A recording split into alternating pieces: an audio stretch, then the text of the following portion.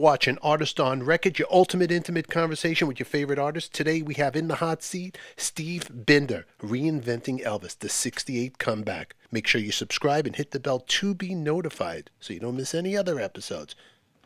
There was a call waiting for me from Bob Finkel at NBC. I called Bob up, and Bob said, I don't know what you did to charm the Colonel, but he loves you. And he's approved you to meet with Elvis tomorrow. And sure enough, Elvis came to my office the next day, and that began the relationship. I mean, you got to meet these Bender and Bones guys he beat. They're the ones that put James Brown, the Rolling Stones on stage. They're doing some cutting-edge stuff. Mr. Bender, Mr. Howe. Tell me honestly, what do you boys think my career is at right now? It's in the toilet, Elvis. You hear that, Jerry? Oh, Lord. I knew you were the right guys for this job. 9:15. No, but it really is, 15 minutes. Steve, can we have a lot of gain on this playback? Yes. Okay. Right. The song that made this iconic, it was just this, you captured that and just, can you tell me just a little bit about that, how you brought that into play? You're on Artist on Record, your ultimate intimate conversation with your favorite artist. And in the hot seat, we have the wonderful Mr. Steve Binder, the man responsible for Elvis, the 68 comeback special, where there's a new documentary coming out on Elvis called Reinventing Elvis. You can get links down below in our description or click right up there. Now, everybody put your hands together for Mr. Steve Binder. It all starts now. Don't touch that dial.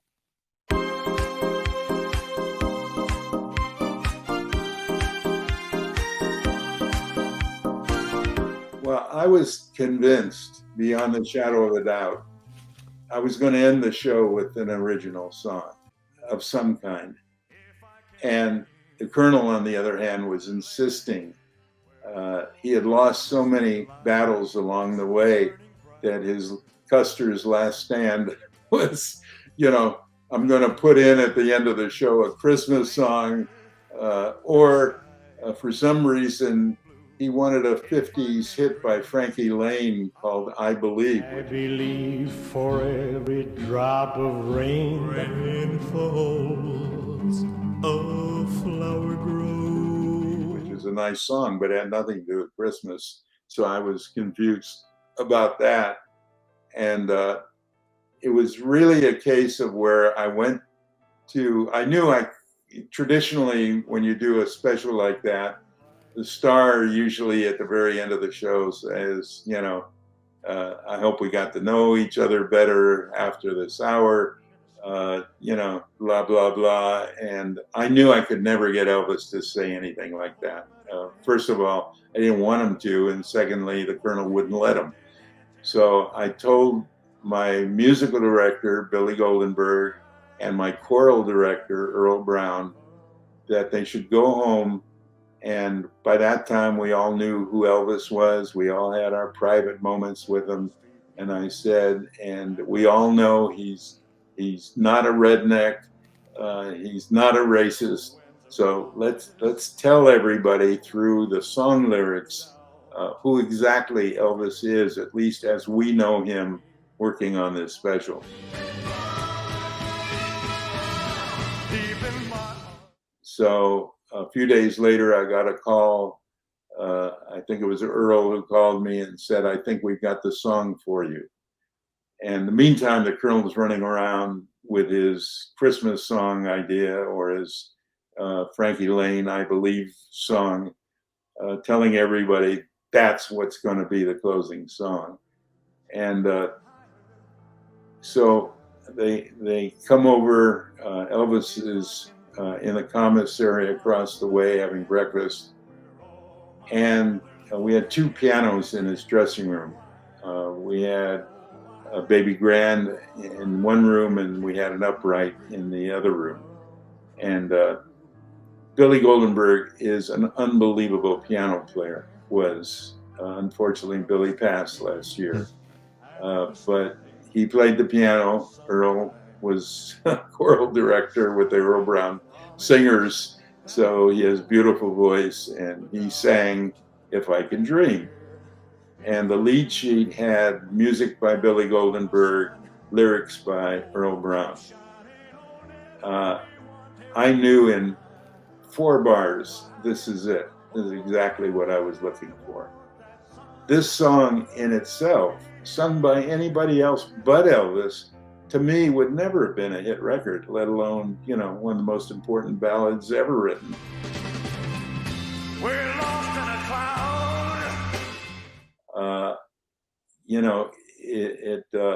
Earl was not known as a hit songwriter. He was known for his choral work and his choral group. And when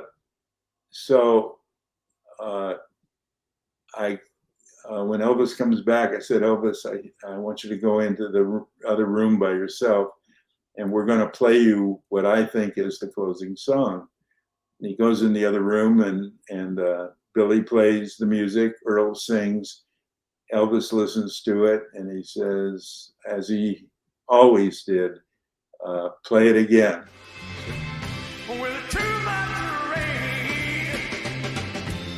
Sing it again. And they must have done it 4 or 5 times for him. By that time, the Colonel wanders in with his entourage, Freddie Beanstalk and the people from RCA and his publishing company. And I can hear through this thin door, I can hear the Colonel saying, they're never going to play that crap, on the show, And Elvis turns to me, having heard what the Colonel said, and says, I'll do it. At that moment, the door bursts open. In comes the Colonel with his entourage. They already have filled out, typewritten contracts for Billy and Earl to sign, giving away their publishing. Anyway, what happens is Billy goes over to the piano. He said, Steve, I had nothing to do with this. He said, I have to take my name off of it. Typical of the people that I was fortunate to work with in those days, the integrity alone. Be a small fortune in writers' fees by taking his name off of it. Wow. The song Beyond My Wildest Dreams has become, and in the future is one of the great ballads ever written. Those are Elvis's words. That's what I've got to get across to the audience that sees the documentary. We play it in full at the very end of the documentary, and those words tell all of our feeling of the time we worked with Elvis. Now, that's our window into his world and his life as far as, what we observed. There may be people with other opinions and et cetera, but I, having come from Tupelo, Mississippi, telling me when I first met him that he had never seen a white person for around, I don't know what he said, 6 years of his life, growing this love for Black music and Black spirituals and what have you. He loved going to Black churches, and it was, it just turned out from beginning to end what I would call, a real respect and love affair and acknowledging. And I came away with saying, yes, he deserves to be called the king of rock and roll. And he treated everybody, no matter what color you were, race you were, religion you were, treated everybody equally. And I think the night we spent together when Bobby Kennedy was assassinated at the Ambassador Hotel drew us even closer. We watched it live on television, spent the rest of the evening until the next morning practically just talking about what's going on in our country. Thank you. Good night. You know what? The documentary Reinventing Elvis, it's wonderful. Everybody, please check it out. I'll put links in our description down below. You've been a true gentleman, and thank you for your time. And I'm sorry I went over our time, but Not a problem. I enjoyed it myself, and let's do it again. that was the wonderful Mr. Steve Binder. You can catch more of this episode. Click on the links right at the end of this, and make sure you subscribe, hit the bell to be notified, and catch Reinventing Elvis, the 68 comeback on Paramount Plus. Links will be in our description down below. Until then, everybody, we'll catch you all later. Who loves you, baby? We do.